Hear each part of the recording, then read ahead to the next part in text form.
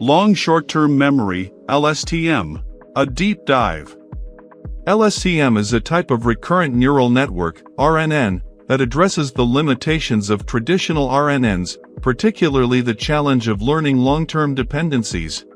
LSTMs are widely used in applications such as natural language processing, NLP, speech recognition, time series forecasting, and more.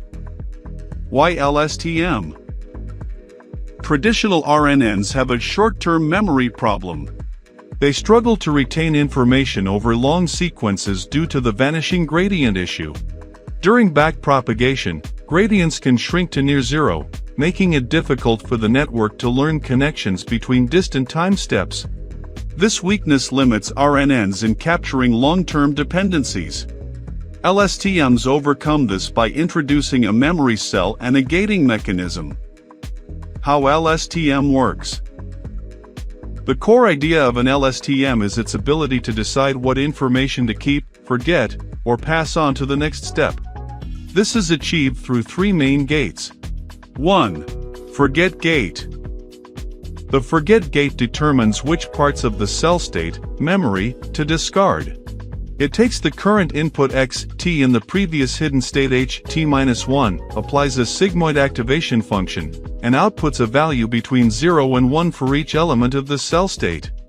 A value closer to 0 means forget this information, while a value closer to 1 means keep it. What was the sigmoid activation function? 2. Input gate. The input gate decides what new information to add to the cell state.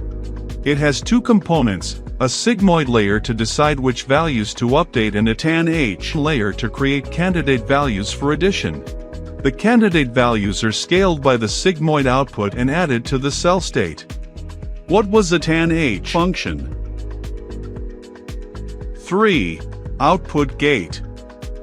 The output gate decides what information to pass on to the next hidden state.